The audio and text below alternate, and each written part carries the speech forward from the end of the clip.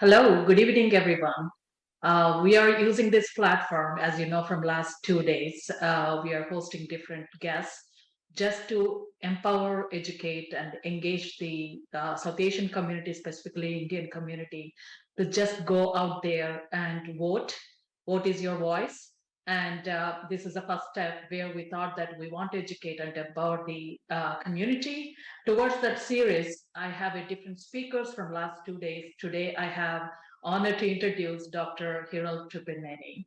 And Dr. Hiral is not a stranger to me, even though, like a lot of you have to know, as an Indian immigrant, and I'm so always inspired from her empowered woman, right? The first meeting itself, I was very much impressed and empowered, and constantly anybody you talk to her, they will definitely instinctively connect to her. Well, I'll tell a little bit about Dr. Hiral Tripineni. Dr. Hiral Tripineni is the first generation South Asian woman who has served her Arizona communities for almost 25 years. First as an emergency medicine physician in the Phoenix area in high volume, high acuity urban, academic and community EDs. After losing her mother and nephew to cancer, she directed her passion and problem solving skills to evaluating and directing funding for cutting edge cancer research. She led teams of researchers, clinicians in the fight to treat and cure breast cancer, prostate cancer, and childhood leukemias. As we all know that health is the most priority thing, and we are in risk unless we talk about it. As a woman, as a first generation immigrant, and a physician, Dr. Tripurneeni has made a compelling case for more diversity in elected representation. She is a proven problem solver who remains committed to the health and long term well being of her communities. A nation with her recent founding of HEAL, which is focused on health equity. Well, Dr. Hero, please welcome to the show. I want to start off this question. It's very exciting for me to. I'm waiting for this question. Like, you already proven that you are a very successful physician, entrepreneur. But what made you to start to get into politics? Well, thank you again for having me today. I'm delighted to have this conversation.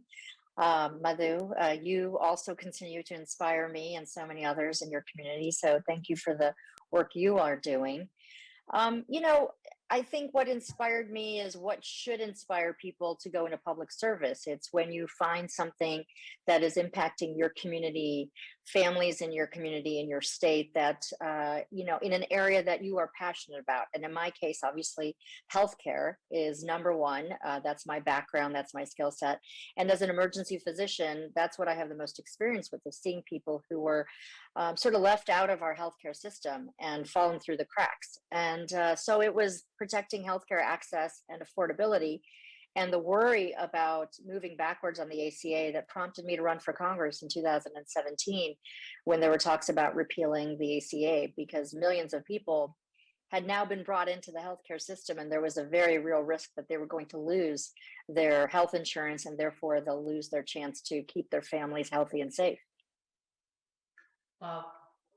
Well, thank you.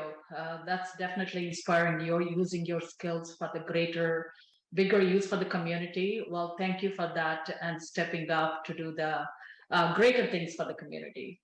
So, well, let's come to the current elections. What's at stake in this election? Well, you hear about all the things that are on the ballot as far as races and candidates, but what everybody needs to know are what are really the issues. And I want to tell you that your health, your well-being is on the ballot. What is at stake is, and I don't say this with any sense of hyperbole or exaggeration, it is the state of our democracy. It's protecting the fundamentals of our democracy, and it's protecting our basic rights. We are talking about, there are currently serious risks to our voting rights, to our women's reproductive health rights, to protecting the quality of public education, to addressing the urgency of our climate crisis, and the safety and well-being of our planet and what we leave to our children. So there are so many critical issues that are on the ballot, and I think it is so important that everybody's voice is heard, And we have to make sure our South Asian communities are right there, politically engaged, because they have so much at stake as well. Right, right. Truly agreed. So, which healthcare policies are most on the line in this particular election? Well, our current president, Joe Biden, has done some really important things, and most recently in the Inflation Reduction Act, there were some very specific actions taken to protect our healthcare access, and our well-being, and specifically for our older generation. We're talking about protecting Medicare, protecting all the Medicaid expansion that has happened in over the last several Democratic administrations, specifically under the ACA. And recently, a huge step forward was establishing Medicare's ability to negotiate lower drug prices. That is a huge step forward to protect our seniors and their ability to afford their medications. I know personally of seniors who have rationed their medication, who have skipped days, who are not able to keep themselves healthy and take care because they simply cannot afford their medication. And one big step specifically for diabetics is that insulin has now been capped at $35 a month. That's beyond gauging how significant that is going to be for millions of Americans. So very real issues. And then, of course, as you all know, after the Dobbs ruling, the essential elimination of the Roe protection for safe, legal abortion across the country that has now been passed down to the states. It's so important that our voices are heard, that you vote for those people that are running on your ballot. You make sure you know where they stand on these very real issues. Are they going to protect your Medicare? Are they going to protect your Social Security? Are they going to fight for your reproductive health rights? These are critical issues that are going to impact each and every one of us, and we need to know where the candidates stand. And these are the important problems, and these are realistic problems. It's affecting every single person. And if you don't want to take a charge of talking about it, and you don't think that you have to raise your voice to talk about your own problems, and we can't talk about just always saying that, oh, policies are not favorable to you. Who is asking those Right. to change? The only way you can Right. ask is obviously you have to vote. And you mentioned very clearly about the Medicaid and Medicaid and all those medical things. That's one of the good reason just for the senior citizens to just go and vote.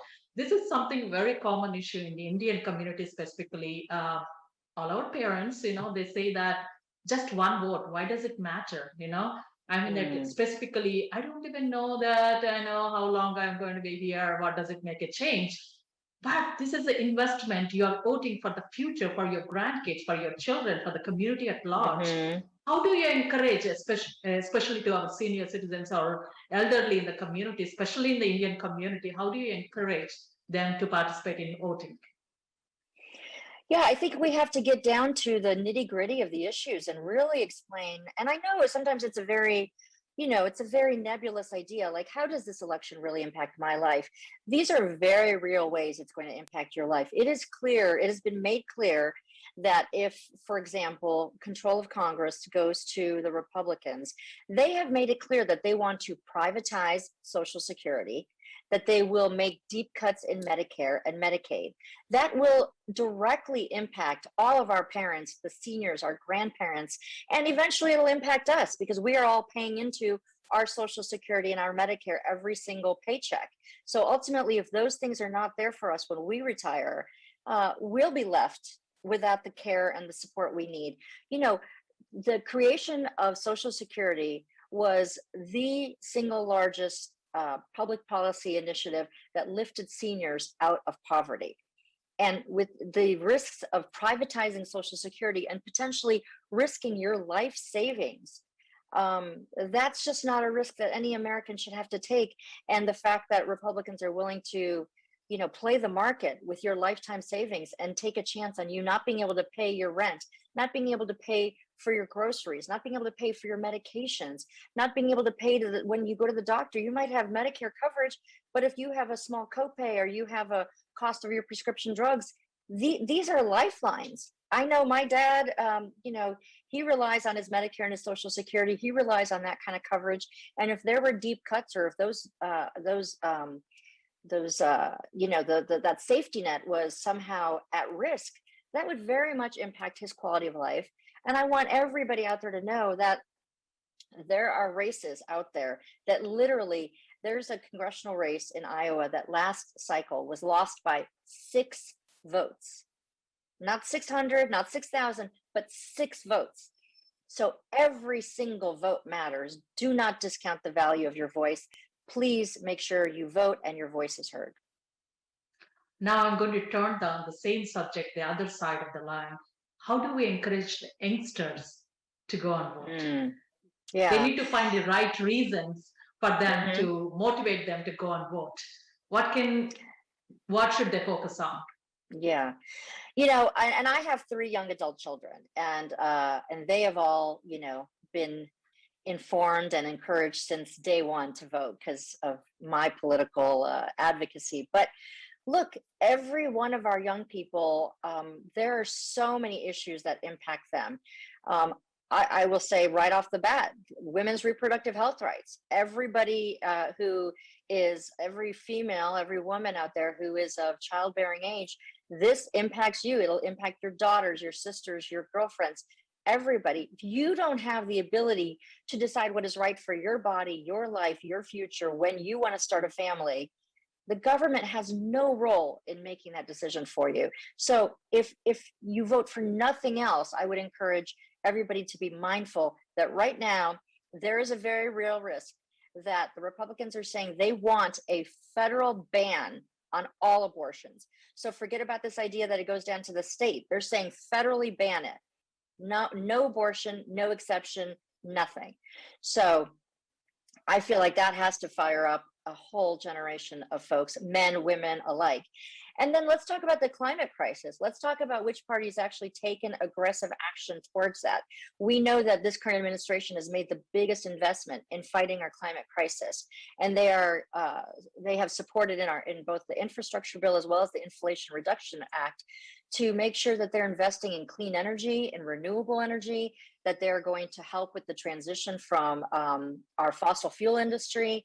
This impacts our planet. This is going to impact our children, our grandchildren for centuries, generations to come. And so I know that is the one of the top 2 issues for my 3 young adult children and most of their friends. So I hope the young people out there know that, look, we're fighting for you. We're fighting for your future as well. And we got to make sure that you get out and vote and that your voices are heard. Wow. It's so true. Those are all very critical problems, and this doesn't solve in one day. And obviously, we have to keep lobbying and continue to raise our voice. To have that, we need to have a right representation. We are electing the right candidates. You're doing research enough to see that is this the right candidate to be where you want your democracy to be protected. And don't forget about the raising hate crimes. These are all can affect any of us any day. Just need to be raised all these questions. There are more reasons for all of us to vote. Absolutely. So why is it important for South Asians to be politically engaged?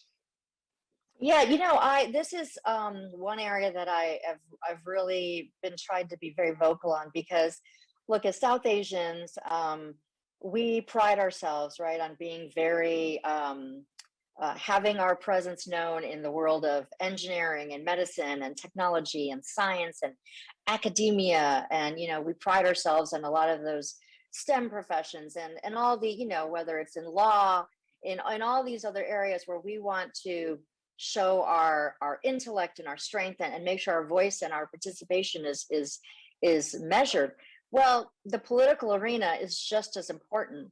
And whether that means voting, if that means campaigning and, supporting some candidates, going out and volunteering, knocking on doors, making phone calls, or running for office yourself, we have to be engaged. Look, these issues impact us as well. We are all residents of this country. What the quality of our schools, the safety of our communities, the health of our families, the safety of our borders, the rights that we hold sacred, each and every one of us, all of this impacts each of us. We are not immune to any of this. And anybody who somehow thinks that they are because they may be a little bit more financially secure, nobody is immune from having your rights removed. So we cannot be drawn into a state of complacency. We have to make sure our voices are heard. These are issues that are impacting our children, our grandchildren, our neighbors, our friends every single day. And we got to stand up for those people who also don't have a voice. We got to stand up for those who are vulnerable and those who are being targeted and those who are being disenfranchised. It's up to all of us as Americans. That's our greatest privilege and right as an American, is to vote. It's a democracy because we each have a vote. So please, I just encourage everyone to cherish this right, to realize the importance of it, and please know that your vote, your voice matters. There are consequences at all levels of government, and we want your power and your voice to be part of that conversation. As some of my friends says that it's not enough for Asians anymore just to talk at the dining table. We can't whisper anymore. It's time for roar, right? Get mad. That's what Absolutely. one of the ACT founders said a couple of days ago. Let's just get mad. We need to react for these policies and issues. I tell that as an immigration attorney practitioner, I always tell that we, especially Indians, we talk so much about the visa backlogs. We are waiting for 20 years to get the visas come across. We know that these are real problems. It affects us, it affects our kids. And why are we not talking? Why the people are not listening to us? Because we don't have enough representation who can understand the problem better. The only way can be done is just have the representation, right? Making sure that we have the same color people, the same people, like just be there so they can understand and relate to the problem. So I mean that very well said that. As you know, that corporations are so much into the diversity, inclusion, equity, and all those things. Everywhere diversity became such a mandatory and common thing. Why not in politics? Where does it all start? Of course, yeah. And look, I mean, having more diversity and representation is critical for so many reasons. I mean, first of all, when I first went to run, I was intimidated because as I looked at the picture of the House of Representatives, there was nobody at that time that looked like me. Now they're I think in that same cycle, Representative Pramila Jayapal was elected, but there was no other Indian woman there. And now, in 2018, a huge, influx of very diverse representatives entered the picture. So it's important that our kids and anybody who wants to go into public service can look at these halls of Congress or the halls of our city council and know that, yes, you know what, I belong there as much as the next American. And look, the value of having diverse voices at the table, like you mentioned with corporations, this is why.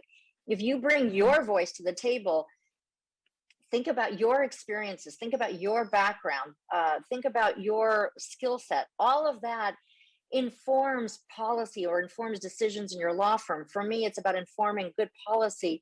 And those perspectives, having a chance to collaborate like that, more diversity, it always results in more robust and more comprehensive policies that really last and endure. Yeah. Well, in continuation of that conversation, so this is a week of elections. We are done within less than a week. And then we don't talk about anything until 2024. Is that how it works? Do you think one can do more than just voting? What can we do to strengthen our democracy? Oh, yeah, there's so many ways. I mean, first of all, besides voting, and voting is the absolute minimum, right? Everybody should be voting. That's the minimum of what you can do as far as your civic duty. But, being informed, knowing what the issues are in your community, doing your research. There's a great site called Ballotpedia. And if you go there, you can find out about every candidate running. You can find out where they stand. You can go to their website. I know that not everybody has time to do all this research, but I implore people to just take a few minutes, look up those critical races, look who's running, learn more about them. And then also don't disregard the whole ballot. Remember that there are races all the way down the ballot, school board, city council, county commissioner. A lot of times, the presidential and the Senate race, that gets the marquee attention, but don't forget about voting all the way down the ballot. It is those local races, your mayor, your city council, your school board, those things are going to impact your daily life. We're talking about potholes. We're talking about your local schools. We're talking about, where the stoplights are and how to keep your neighborhood safe. These are important issues, and those are decided by your very local elected officials. But look, after the election is over, it's important to stay engaged. There are so many grassroots organizations that, whatever your area of passion is, whether it's about gun safety, whether it's about women's reproductive health rights, maybe it's about education, public schools, diversity, higher education, climate, you name it, foreign relations, anything. There are grassroots organizations out there that are always looking for passionate people who want to come and join their efforts, whether as a volunteer or even work for them. But if you just want to volunteer, you just want to spread the word, I think it has to be guided by passion. For me, fighting for healthcare, that's a ingrained passion inside of me. That, along with fighting for more diversity and specifically women in elected office, those two things for me go hand in hand. But find what inspires you, find what you are worried about, what keeps you up at night. Those are the issues that you should be fighting for. We need diverse voices at all of those seats of power. And the other thing, the big thing I would say right now, is fight disinformation wherever you can. There is disinformation all over social media. That is one of the biggest risks or threats to our democracy right now, is the spreading of these, alternative facts, which we know don't exist. Disinformation is poisoning the minds of so many people who literally are now debating whether 2 + 2 = 4.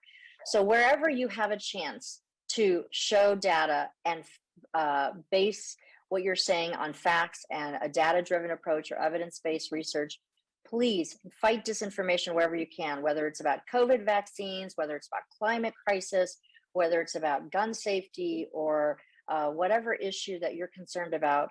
Make sure that people are making decisions based on real facts, and hold your elected officials accountable.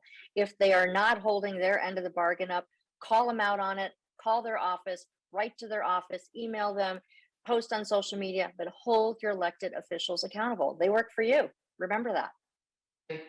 Exactly. Truly said that. It's so important. Holding the accountability is very, very important. Not just finishing up the vote. Okay, whatever they're doing, just accept Right. it as it is, right? So this is my favorite question I've been holding for you for the last last question. As a woman, as a South Asian woman, specifically, I'm sure you might have went through more things than supposed to be other person who has to run for the elections. What particularly things that gives you strength to keep going, because you're not giving up, you're a fighter. I mean, that nobody's telling you to stop until you said so. So that's really inspires me. But what inspires you to keep going? The work, the work isn't done. That's what inspires me. Is I still, people reach out and share stories with me, whether it's about health equity, healthcare access, rights for their children, making sure that they protect their families, their communities. I think, look, at the end of the day, human beings, we all share a lot more in common than what divides us. But the only way to get to that is when you just talk to people and listen. And I think that's one of the greatest skills I learned as an emergency physician, that I utilized when I ran for Congress, and I still use in my work with HEAL, is to just sit down and listen and start the conversation with people by just saying, what matters to you and your family? What are your worries? What are your concerns? What are your priorities? And then find that common ground and see how you can work together. And look, there's so much work to be done. We still need to secure a lot of these rights. We know that voting rights are at risk. We know that women's reproductive health rights are very much at risk right now. We know that there are huge inequities in education. We know there are a huge wealth gap.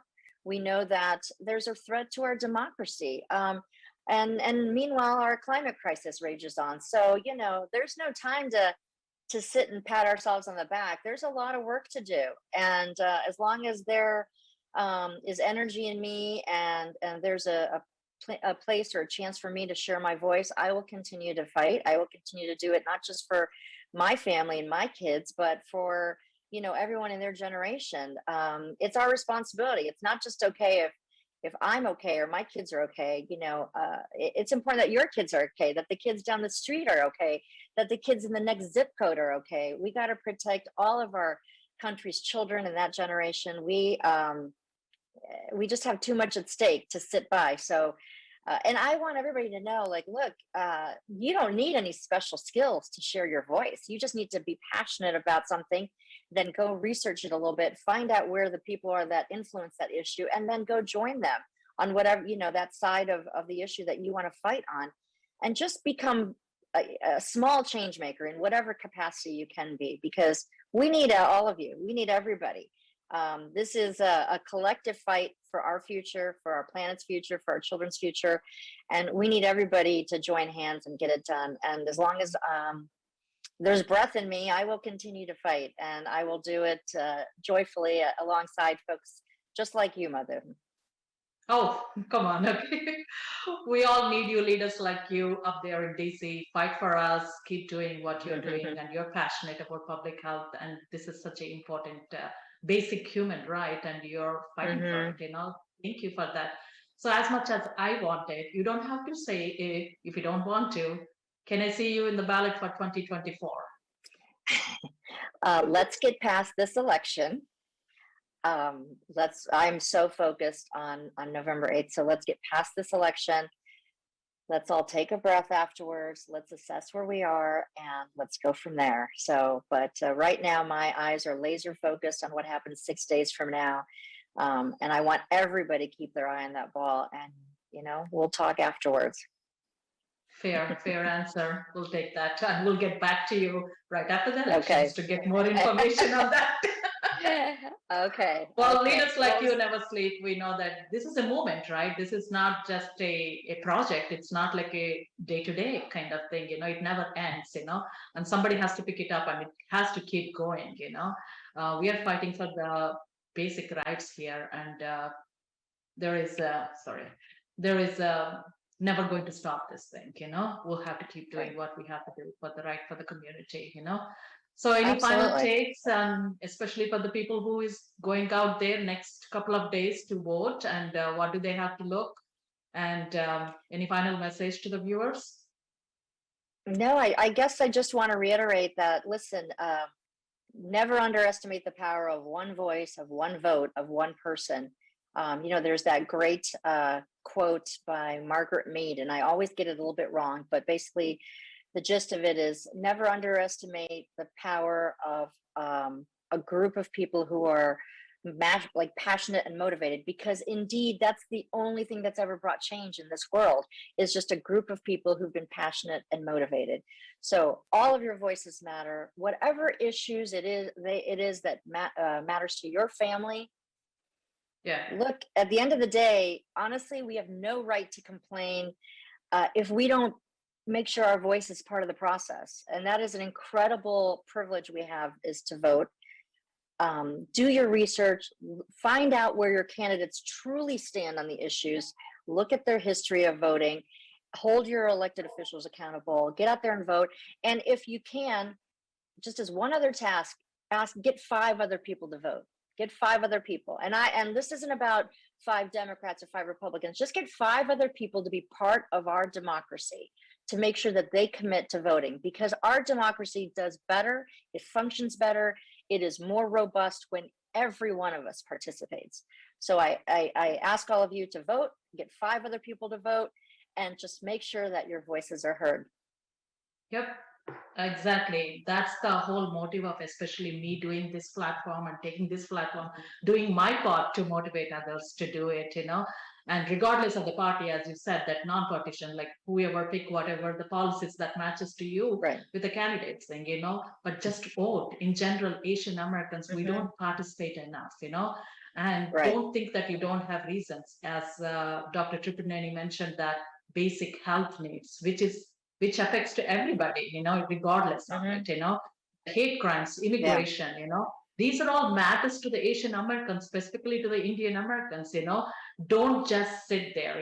Your Yeah. every vote matters. Obviously, I Mhm. can share a small story here. Rishi Baga, one of my good friend, is running in my district right now. He's going to be the first South Asian ever in Florida State. If he wins, That's obviously, wonderful. super Fantastic. excited.